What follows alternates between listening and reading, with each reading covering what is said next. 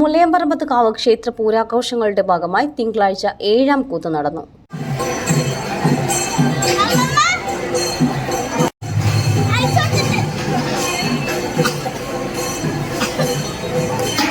പൂരത്തിന് കൂറയിട്ടതോടെ ക്ഷേത്രത്തിൽ രാത്രിയിൽ പറയെടുപ്പും കൂത്തുമാടത്തിൽ തോൽപ്പാവക്കൂത്തും തുടർച്ചയായി നടന്നുവരികയാണ്.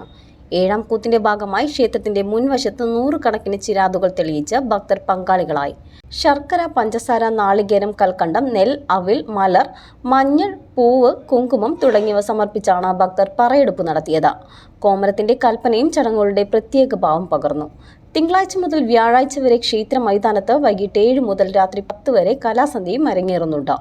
3 ജില്ലകളുടെ സംഗമഭൂമിയായ ചാലിശ്ശേരിയിലെ മുല്ലയമ്പറമ്പത്ത് കാവ് പൂരാഘോഷം മാർച്ച് 1-നാണ് നടക്കുന്നത്. പൂരദിനത്തിൽ രാവിലെ നട തുറന്ന് വിശേഷാൽ പൂജകൾ നടക്കും. ഉച്ചയ്ക്ക് ദേവസ്വം പൂരം എഴുന്നള്ളിപ്പും ഉണ്ടായിരിക്കും. CNTV ചാലിശ്ശേരി.